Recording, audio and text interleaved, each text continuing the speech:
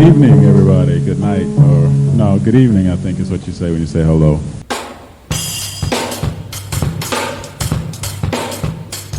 Talking Dirty with Maestro. Not just numbers.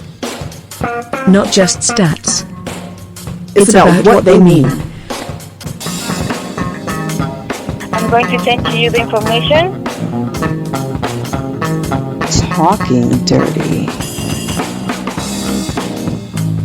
And welcome to Talking Dirty with your boy.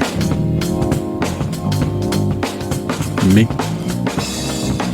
A super special Mother's Day. Talking Dirty with Maestro. Now slow up. Maestro would not be talking dirty to your mother. All right, so just don't even. Let's just don't. All right. I'll give a shout out though. A lot of you heard stories about my moms, and I hope you've had similar supportive and awesome experiences with your moms that help you get to where you are today, because they did. And I just want to share just a few more stories. I don't know, you may or may not have heard. So ultimately, my mom was 21 or 21 kids. She was the last, the siblings from grandpa and grandma that started off as sharecroppers in Mississippi. The second half of the kids all got a chance to experience at least high school. In the segregated South, my mom was the first to go to college. Two-sport athlete, was one of the first students of color at Dartmouth. From Dartmouth, she went from Dartmouth to the Valley, Mississippi Valley State University. I'm going to leave out some of the other stuff in the middle, but she still maintained her way of two sports, All-American in both, basketball and volleyball. She was part of have the championship team option the way we traditionally think of it now then, but she was part of a national championship team. Very competitive, as was shared to me by my uncles, her brothers. I heard stories of how she played almost all the sports growing up, being the youngest. And she shared a lot of that with me. She taught me to play golf. She taught me basketball. She taught me my swing in baseball. She taught me volleyball, soccer. My goaltending technique came from her and three of my uncles. I'm really lucky, you know. Yes, she drove hard. She drove hard, as some of you have heard the stories, because it was always do your best no matter what. And be your best for your teammates, be your best for your coaches, be your best for everybody, because that's what you're supposed to represent. And that's something that I take away in every part of my life, and everything that I do is definitely that. And it's because of her. It's one of those really cool moments as I see today. Really lucky, to still have her. I know a lot don't. And I'm really lucky in that every day I get a chance to tell her, hey, moms, I love you. And thank you for being my mom. And thank you for just everything. So don't wait till Mother's Day. I do it every day, even to the point where it annoys her sometimes, because she tells me it does, because that's just how she rolls. But yeah, I give you some shorts on my mom's when we come back on the other side.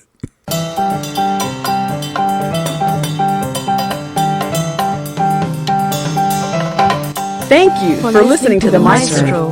Want to get involved? Bring it. Drop in discord.gg/SimWorld Hoops. If you have the brain, join as a coach. If you have the game, join as a player.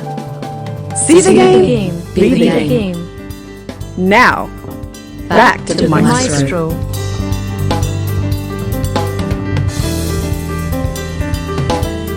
Sorry. We'll be right back. Okay, we're back. And welcome back to Talking Dirty with your boy. So okay, here we go. Here are 3 quick stories about my mom's and how she sort of shaped who I am becoming, because I don't think I'm there yet. When I showed an interest in playing golf, after watching a couple of my uncles, she took me out. And now this is segregated South, so blacks are not allowed to play on any of the open courses. So we would have to go to a farmer's field where you had basically people had set up a course for people of color to play golf. It was really cool because it really gave me appreciation for the chances I got to actually play on courses that were segregated right after that. So we go out, and the rule was, if it was a par 4, she would give me 5 strokes to get the ball on the green. If I didn't get on the green in 5 strokes when I first started, I had to pick up, watch her play out, and then on to the next hole. A few weeks go by, a few months go by. One of my uncles gets out of the hospital. He comes and hangs with us for this. And I mean, I'm not able to do it. I'm getting close. I get it where it's almost on the green. And my uncle says, "Baby girl, little boy left-handed."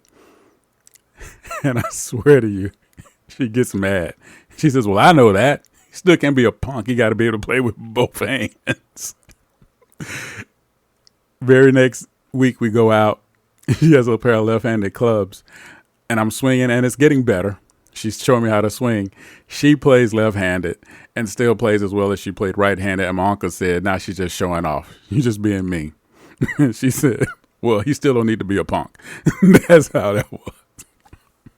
My poor dad. No wonder he stayed away whenever she would teach me sports.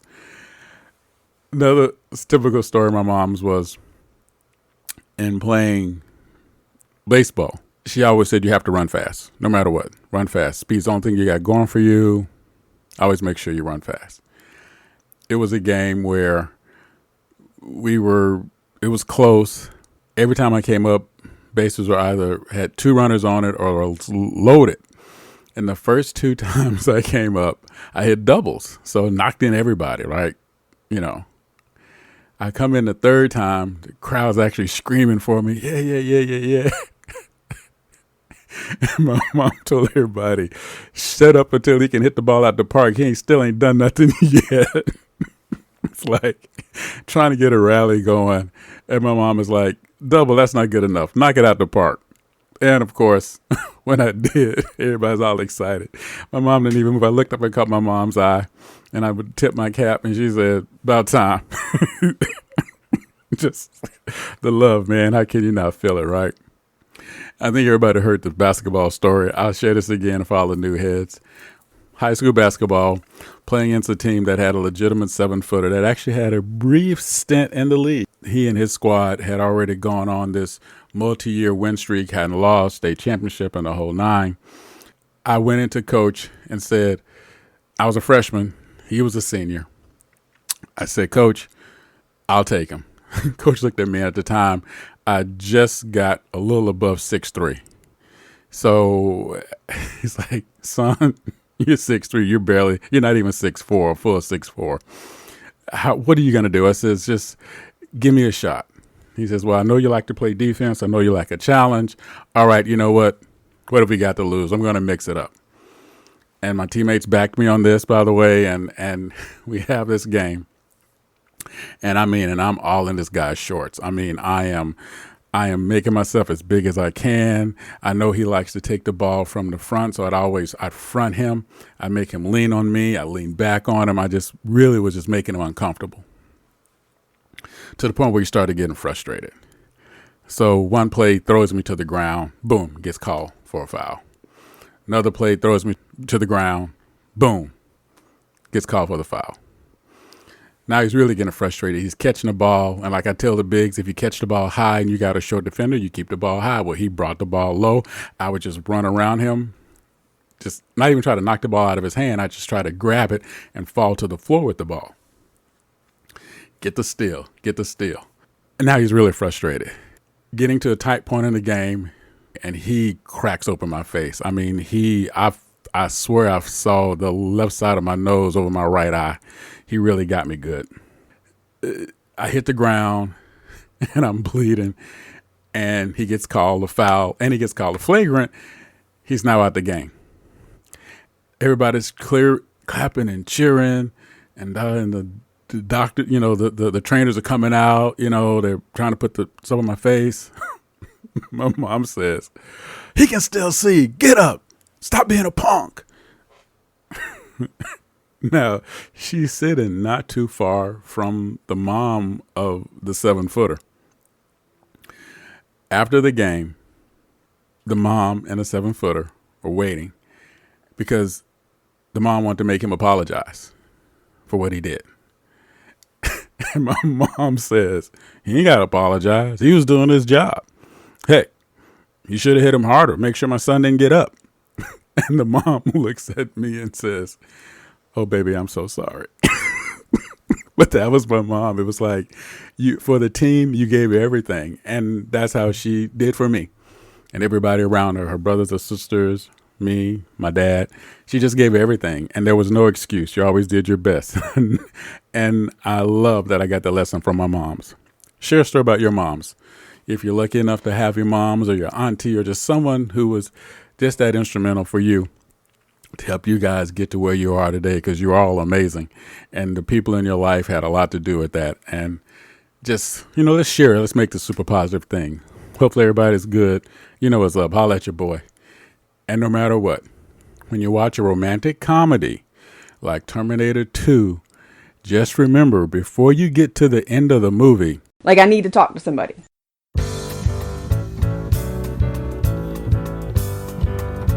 Thank you for listening to Maestro.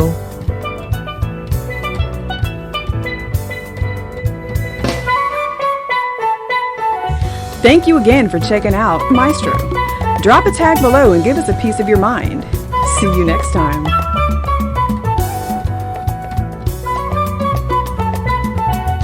Well, thank you for your time. Have a wonderful day.